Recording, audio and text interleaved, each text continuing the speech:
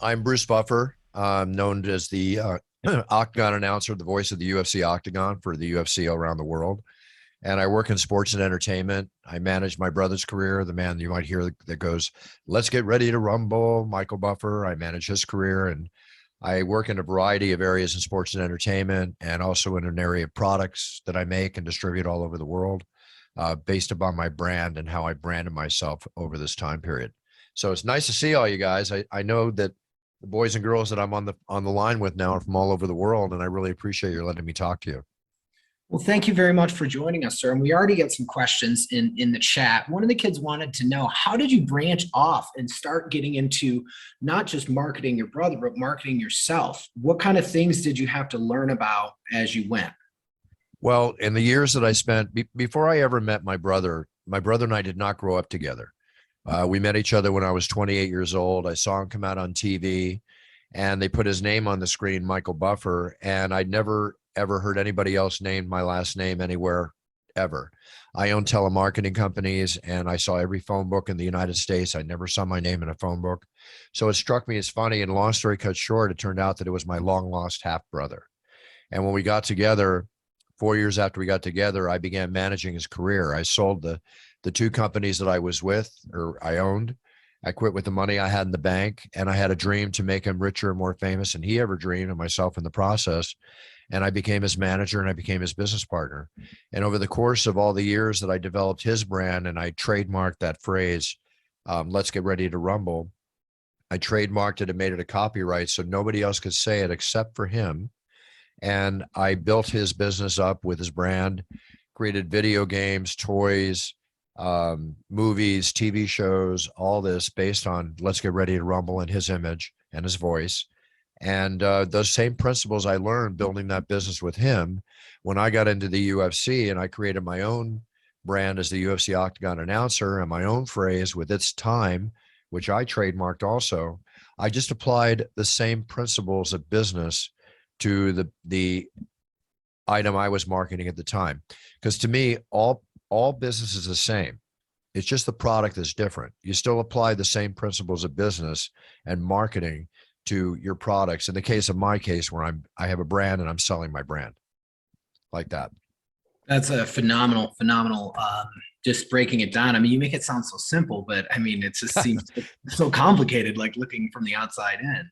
Yeah, it is. But, at the same time, and especially remember this too, boys and girls, that when you're doing stuff, it's good to recreate the wheel and everything, but don't make it too complicated. There's a saying in life called the KISS theory.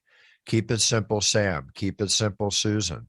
The simple rules of business always apply. It's kind of like in fighting. There's a jab, there's a cross, there's a front kick, there's a round kick.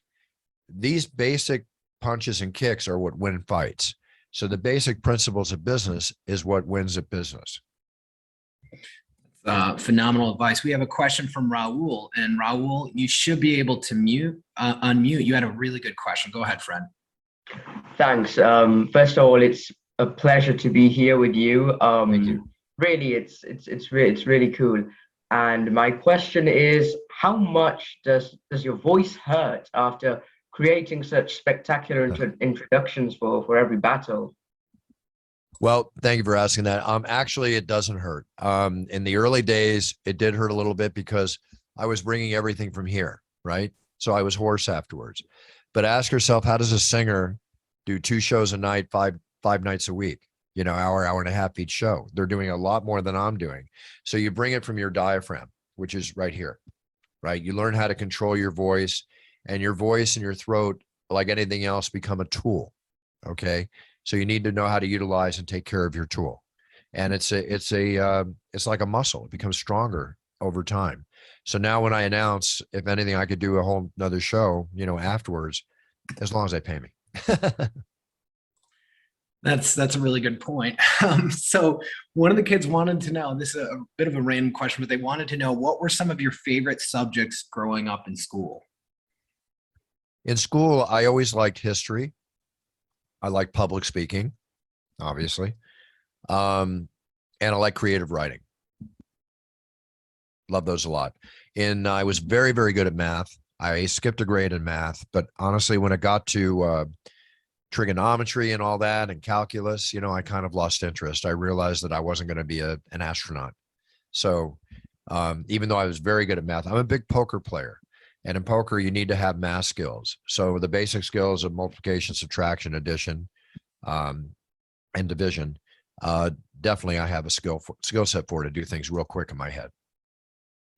Well, I can imagine. I've seen your stuff on ESPN with the World Series of Poker. So congratulations with all of that as well.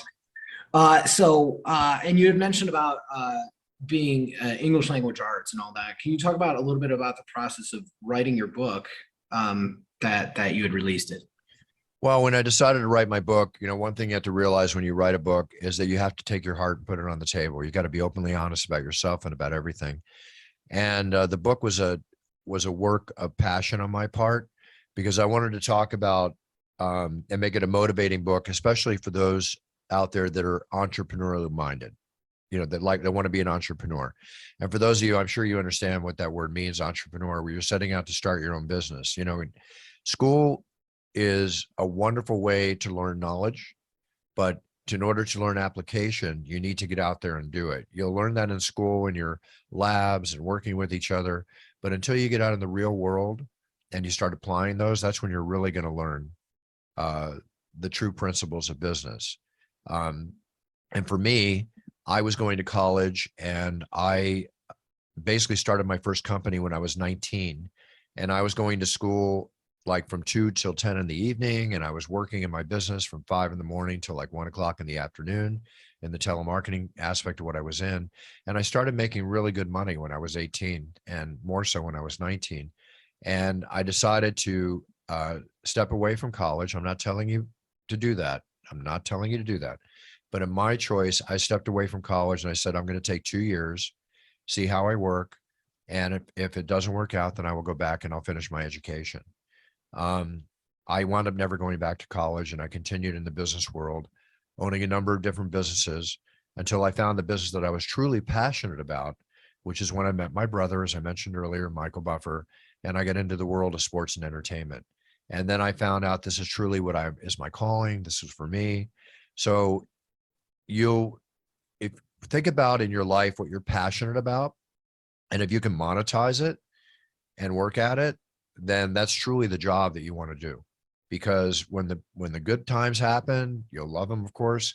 When you come up against into the wall, when you come up against opposition, when you come up against issues, you get knocked down to the canvas. If you're passionate about what you're doing, then just like Rocky said, you stand up, you keep going forward, and you punch harder than ever, right? And you keep punching until you win. So when you're passionate about something, that will give you the definitely the strong goal to do that, for sure.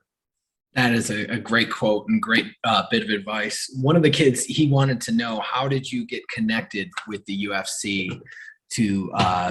Was it a right place at the right time kind of deal, or how would you describe it? To a degree, I've been a martial artist since I was 12. I have 3 black belts, and I kickbox a lot. And when the UFC came on the scene, it was a spectacle back then. It wasn't the organized, disciplined sport that it is today, right? It was crazy fighters getting up bar stools and bars and coming in. And if you ever saw the movie with Jean-Claude Van Damme called Bloodsport, it was like Bloodsport, where like, what style was the best style? Well, I watched it in the first few shows, and I was managing my brother, and it became one of the biggest things happening on pay-per-view. And I contacted them to have Michael Buffer announce their show. He announced UFC 5, 6, 7, and Ultimate. And he did that. And then we had an issue with the Professional Wrestling League, WCW. They were upset that he was doing the UFC. And Michael loved the WCW wrestling, you know, with Hulk Hogan and Sting and all those guys so much. That was his choice. So he could not have continued with the UFC the way they did. And when I had to pull him out of the UFC after his 3-fight contract, I told him, I said, you need a buffer in the Octagon. I have the media contacts to get you publicity, because a lot of people were scared of it back then, and people wouldn't have them on their show, like Jay Leno or Jimmy Kimmel, or, you know, all these different shows. They weren't interested. Or ESPN, which is now showing the UFC, had no interest in UFC back then. They were scared of it. The name scared them. The sport scared them. So I saw this as an opportunity to convince them to let me announce. And in turn, it fell on deaf ears. They did not let me announce. So then I got a videotape from a fighter from Minnesota named Scott the Pitbull Ferrazzo, and I got him in the UFC, and they hired him in Bayamon, Puerto Rico, February 16th, 1996.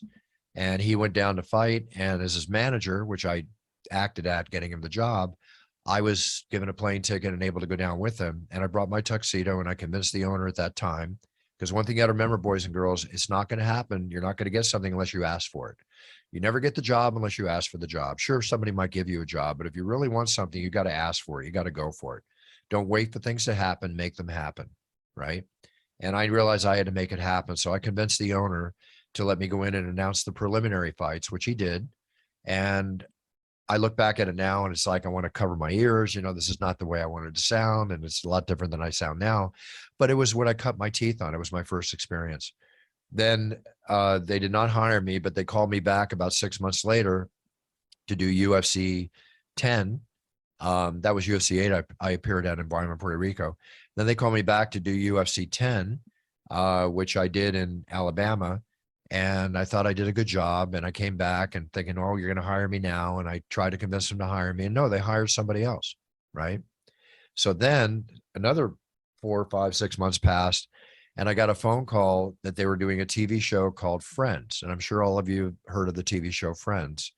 There was one of the biggest comedies on TV. And they were doing a Friends TV show called The Ultimate Fighting Champion. And it was with Jon Favreau, who's an Iron Man and a big movie star and director today.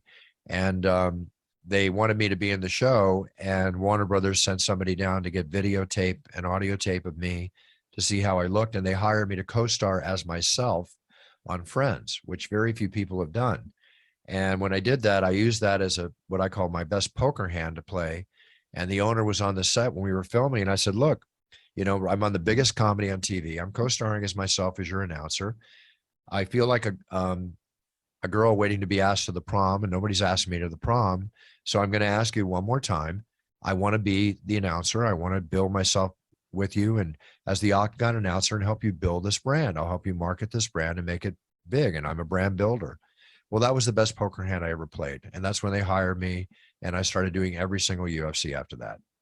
One of the key reasons, again, is I was persistent. I went for what I wanted. I knew what I wanted, and I had a dream, and that's where it starts. It starts with the dream and the goal you have in your head. And if you can see yourself doing it and you go after it, then you should be able to achieve it. That is, be persistent. I love it. And by the way, that's one of my favorite Friends episodes. That was absolutely hysterical. So we'll do 3 more questions and then we'll let you go. This one comes from Hugo. And Hugo, you had you know what, we'll go with Mev. And she is in Italy. Mev, you had a pretty good question about Mr. Buffer's motivation. Go ahead and ask. Hello, hi, nice to meet you. Hi, nice to meet you too. I would like to know, what is your motivation speech to work at your best, and how did you found it? What gives me motivation to do what I do? Yeah. Yes, that's what she was getting at. My motivation for what I do is that I'm passionate about what I do. My motivation for what I do also is that I love my family, my mom, and I want to make sure that I do well enough to always take care of my loved ones and my family, and that really motivates me. My mom's older now, and you'll find that your parents become your children as you get older. You have to take care of them, and my mom always took care of me, and I don't have my father anymore, but he always took care of me too, and I swore I would always take care of them. So my immediate loved ones that are in my life, it's very important to me to do that, as well as for myself and everything I want in life. whether it's the home I live in. And, here's the thing about business and motivation. The hardest part is not so much going up to achieve what you want to achieve. Sure, that has it's things you have to go through. But once you get there, it's maintaining it. Right? You don't rest when you get there. That's when the work really starts to maintain it, because people will love you on the way up, and then they want to tear you down once you get there. It's an interesting concept of human personalities. So the biggest thing to me is the motivation I have and the support factor I have of the people that are around me, that I work with and that love me and that I love. And that's what really keeps me going personally. That's great advice. I also have a 3-foot theory, is that I want everybody around me to be healthy, happy, and prosperous. And I know that if unselfishly that's my goal, that it'll all come back to me. Man, that's some karma. I love it. That's great. Karma's very big. Karma's very Especially big. for this next generation. We have Hugo. Hugo, you had a good question. Go ahead and unmute and ask. Hello. Hi. It's an honor to be. How are you? Good. And what was your first career choice before you changed? Before I did what I did, it was sales. I had a gift of gab and sales, and I knew that I could sell an air conditioner to an Eskimo. And the one thing about sales is that they have a tendency to make, a lot of money on commissions if you're behind the right thing. But I was very tenacious. So my first goal, I was in telemarketing and sales, and that's where I cut my teeth. But when I was younger, I had the lemonade stand when I was 7. I was in high school and I started making jewelry and selling jewelry in high school. I'd make necklaces for $5 and sell them for $25 to girls and guys for their girls and everything else. And I started making money. My mom loaned me $75 to go on a ski trip when I was 15 with my friends. And she said, here's the money. Don't tell your dad. And I always wonder why she said that. And 2 weeks after I got back from that ski trip, I overheard my parents one night talking about how they couldn't pay the rent that month. And the rent was only $575 a month. We lived in Malibu, but we weren't rich. We were middle class, and we'd gone broke as a family together and made money together, which taught me a lot about how to survive in life, how to fall down and get up and start working again. My dad had a big influence on me. But when I heard them talk about the fact they couldn't pay the bills, I swore to myself I would never ask my mom or my dad for another dollar. And I would set out to make enough money, not only for myself, but to take care of them. And that was a very big motivating turning point in my life for me, realizing that. Absolutely wonderful. We'll have the final student question. Alvaro, you should be able to unmute to ask Mr. Buffer your question. Okay, thanks. Hello. Hi. I want to know if you get along with your brother, and if you do, some tips for doing that. What was the last part? If you do something, what? Do you have any advice for others to get along with their brothers? Well, one thing growing up, listen, my brother Michael and I, remember, we did not grow up together. My brother Brian, who's an ex-police officer, retired, we did grow up together. Family or not, you either get along or you don't, right? Or you have issues. But you'll find that as young boys and girls that you probably butt heads or, fight with your brothers and your sisters and all. But you know what? That's the growing period. You either have a great friendship and you grew up together and maintain that bond, right? Or sometimes that bond is created a little later after if you've not got, let's say you have a situation where you don't think you get along with your brother or your sister, right? And no matter what, as time goes on, they're your blood, they're your family. And if they're good people, you'll find that your bond with your brothers and sisters will become even stronger as you get older. So you'll either establish that real solid bond when you're younger and inseparable, or if there's issues or whatever, you'll find that hopefully you grow together stronger, so that as you go through life, you have the support factor of your family and your brothers and your sisters with you. So I get along very well with Michael. We met late in life, as I've said. We had issues growing up together, getting to know each other. We're very different, yet we're same in some respects, but we grew up separately, so we're very different. So there was a learning curve. There's always a learning curve, right? There's always experience. Remember one thing, when you do something in life, and let's say you do it wrong or what's not the proper way, that's not a mistake at that point. That's a learning experience. Now that you've learned how to do it correctly, if you do it incorrectly again, then you've made a mistake because you knew how to do it right. You realize what the right way to do it is. So don't get upset with yourself with your learning experiences. That's what's going to make you stronger and more powerful and more confident within yourself, because you want to have confidence. You want to look in the mirror and you want to believe in yourself, and understand when I say this, you want to love yourself, because you can't love yourself. You can't love others before you appreciate and respect and love yourself. That's very important. Concentrate on what makes you who you are, to make you the powerful person you can be, to make you be the good person you can be, to support and benefit the others that you care to benefit around you.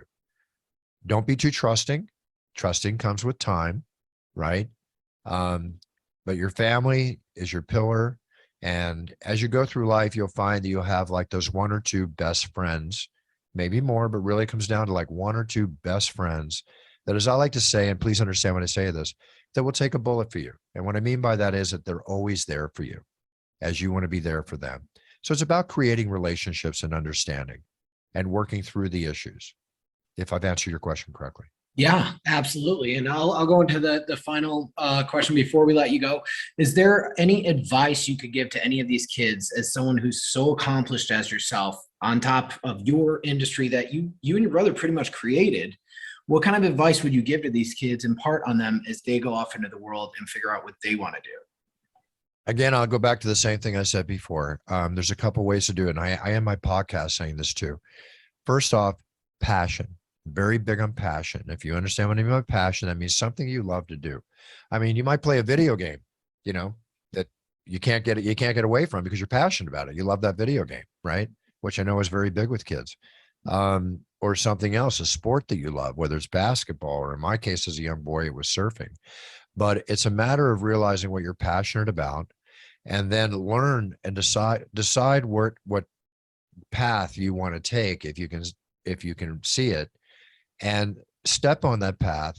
And when you walk down that yellow brick road, shall we say, if that's your goal, is to do what you're going to do, make sure you have full knowledge, as much knowledge as you can have about it, and just be the best you can be when you're on that path. This is what I say in my podcast. Whether you're number one, number two, champion, or whatever, if you're the best you can be and you're performing at your best, then you're winning, right? And you want to realize again, when that job or that your day of work is done, are you happy? Are you content? Do you like what you're doing? And you boys and girls, you're young, and you're going to start off with a job, whether it's a busboy or something in retail or whatever. It might not be your life's goal, but you're cutting your teeth. You're learning about what it's like to work with and for people. And as you experience and grow your knowledge in school and pick your subjects and everything, again, figure out what you're passionate about. And if you can monetize that passion in a job or a business or career, then I think you'd be a lot happier overall, if that makes sense. Absolutely makes sense. And before I end the meeting for all, first of all, I want to say thank you.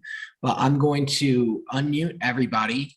And I put in the chat, we have a lot of great guests coming up. So thank you guys all. If you guys want to come back and connect with any other careers, feel free to unmute now, guys. If you want to say thank you to Mr. Buffer. Thank you. Thank you. Mr. Buffer, so much. Mr. Buffer. Thank you. Thank you.